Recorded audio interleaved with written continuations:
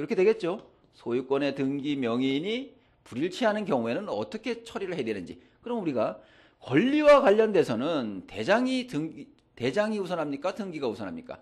등기가 우선하죠. 그죠? 그래서 첫 번째로 등기부를 기준으로 해서, 그죠?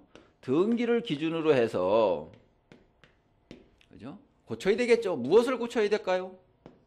등기를 기준으로 해서 지금 대장과 등기부상의 소유권의 등기 명의인이 불일치하는 경우이기 때문에, 즉 권리에 관한 사항이 소유자에 관한 사항이 불일치하기 때문에 등기를 기준으로 해야 되겠죠. 권리를 주요 공시 목적으로 하는 것이 등기이기 때문에 등기를 기준으로 해서 무엇을 고쳐줘야 되겠죠. 어디에 잘못된 사항을 대장에 등록된, 그죠?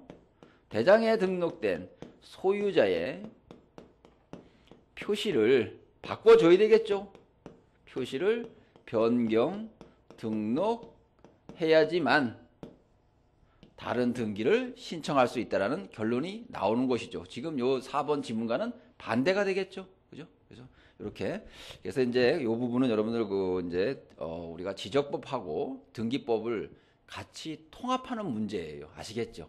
네, 그래서 그 4번 부분 보시면 부동산의 표시, 여기가 키워드고, 그죠? 이 경우에는 대장에 따라서 부동산의 표시 변경 등기를 신청해야지만 다른 등기를 신청할 수 있다. 그럼 이와 반대로 등기 명의인의 표시가 잘못된 경우, 즉 불일치하는 경우에는 등기를 기준으로 해서 대장상 소유자의 표시를 변경 등록하여야만 다른 등기를 신청할 수 있다라는 결론이 그래서 나오는 것이고요. 그래서 여기는 이제 208페이지. 그래서 4번은 페이지 208페이지 동글뱅이 1번. 여기에 요와 관련된 내용이 나와 있으니까요. 여러분들 이런 부분은 계속 반복적으로 보셔야 돼요. 그래서 나오면 헷갈리지 않고 답을 찾으실 수 있도록. 그다음에 5번 보시면 등기사항의 일부가 부적법하게 된 경우 또는 부동산의 일부가 멸실된 경우에는 말소등기 또는 멸실등기를 하여야 한다. 맞나요? 틀리나요?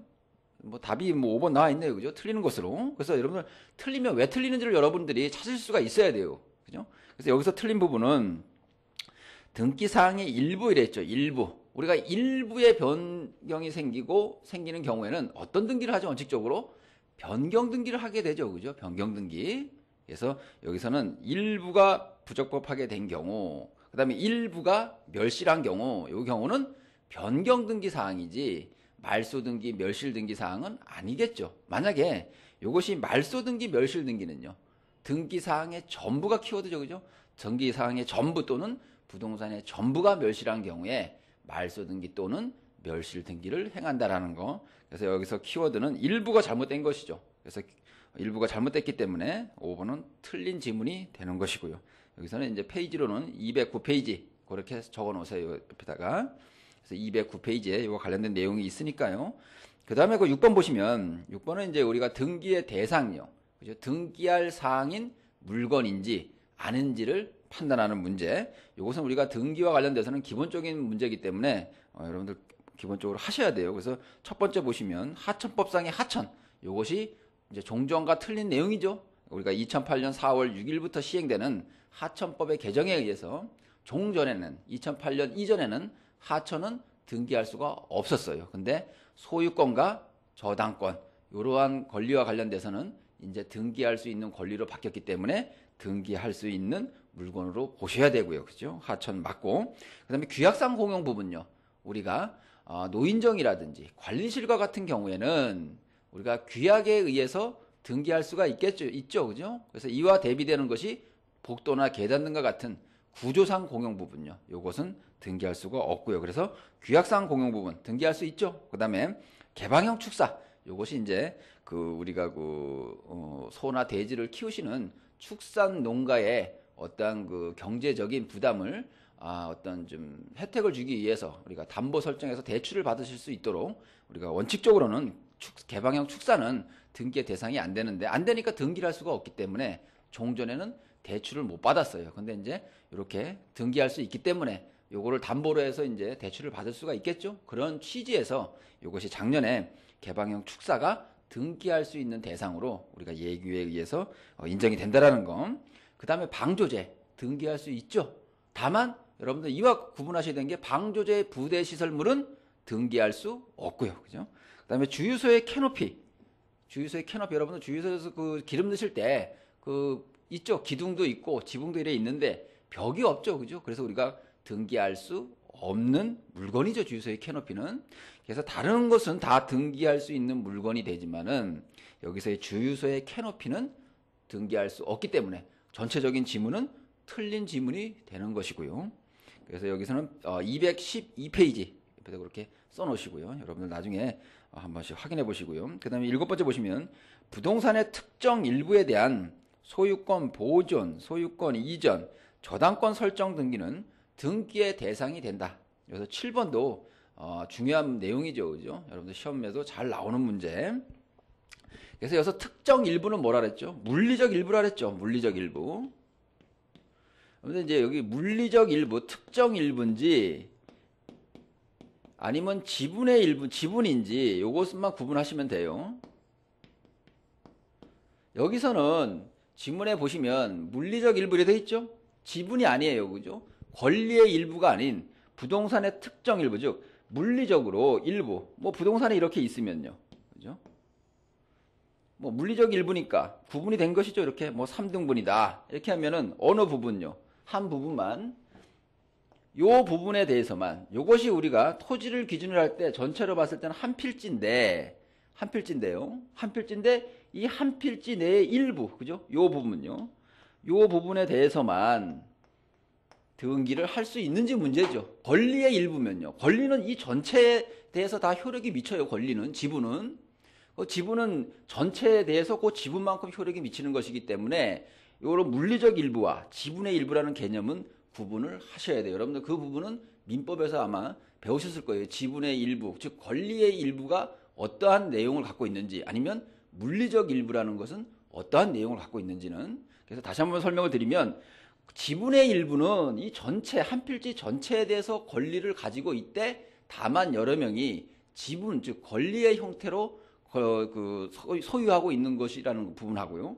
물리적인 일부는 딱 끊어서 이렇게 한 필지 내에 일정 부분에 대해서만 이렇게 권리를 가지고 있는 것인데 이 경우에 등기를 할 수 있는 것은 우리가 소유권 보존요. 만약에 보존 등기가 가능한지 우리가 여러분들 민법에서 일물일권주의라고 배우셨죠, 그죠? 하나의 물건 위에는 하나의 권리밖에 성립할 수 없다라는 물권 법정주의에 의해서 이렇게 한 필지 하나의 물건 위에는 하나의 권리만 설정되어야 되기 때문에 보존 등기요. 이 부분만 설정될 수 있어요? 없어요, 그렇죠? 만약 여기도 된다 하면 여기도 보존 등기, 여기도 보존 등기. 하나의 한 필지 내의 물건에 권리가 몇 개 생긴 거예요? 3개 생겼기 때문에 185조, 민법 185조 위반되기 때문에 그래서 등기는 안 된다는 얘기예요. 보존 등기. 물리적 일부에 대해서는 그래서 우리가 보존 등기 할 수가 없고요. 그럼 이전 등기 할 수 있느냐? 이전. 소유권 이전 등기가 가능하냐? 소유권 이전도 마찬가지로 소유권이라는 권리죠. 그죠? 권리라는 것은 통째로 다 가는 것이지 이렇게 물리적 일부에 대해서 여기서 지금 소유권이 여기 전부 하나뿐인데 이 부분만 띄어서 물리적인 일부로는 갈 수가 없다. 그럼 그 반대는요. 권리의 일부에 대해서는 갈 수가 있겠죠. 지분의 형태로 3분의 1 소유하고 있다. 물리적인 일부가 아닌 권리의 일부 3분의 1 지분에 대해서는 소유권 이전 가능하겠죠. 그죠? 그 다음에 저당권요. 물리적 일부에 대해서 이렇게 저당권을 설정할 수가 있는지와 관련돼서 이것은 물리적 일부에 대해서는 저당권 설정할 수 없다. 그렇죠? 이 반대는요. 물리적 일부에 설정될 수 있는 우리가 담보물권인 저당권은 안 되지만 어떤 물건을 사용할 수 있는 권리, 전세권, 지상권, 지역권은 가능하다 그랬죠. 반대로. 그죠? 그 다음에 이렇게 소유권 이전도 물리적 일부에 대해서는 안 되지만 권리, 즉 지분의 일부에 대해서는 가능하다. 이 반대는 가능하다라는 얘기. 다만 문제는 여러분들 보존 등기요. 그러면은 이렇게 보존 등기가 물론 물리적 일부, 특정 일부에 대해서도 안 되지만 그럼 권리의 일부, 즉 지분의 일부에 대해서도 가능한가? 안 된다. 결론적으로. 왜 안 되냐? 일물일권주의 때문에 애당초 최초에 이러한 보존 등기를 하는 경우에 지분의 하나에 대해서만 이 한 필지인데요. 이 하나에 대해서만 보존 등기를 하게 되면 또 이 부분에서도 보존 등기가 생기고 여기서도 보존 등기가 생기죠. 그래서 하나의 물건의 소유권이 3개 생길 수는 없기 때문에 그래서 예외적으로 이 부분은 반대의 경우도 안 된다는 얘기죠. 그죠? 소유권 보존 등기는 그래서 물리적 일부든 권리의 일부든 다 안 된다. 그죠? 아시겠죠?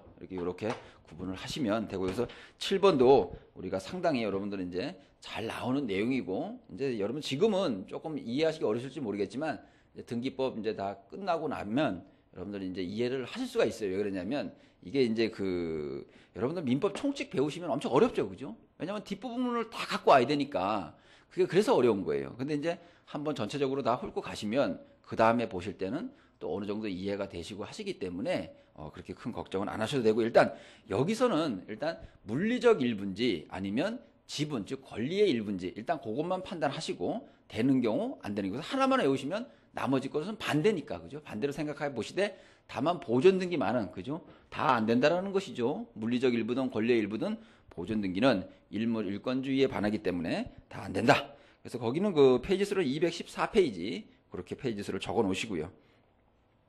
그래서 여기 7번은 등기의 대상이 된다 그랬으니까 전체적으로 다 등기의 대상은 안 되는 것이죠. 그래서 틀린 지문이 되는 것이고요.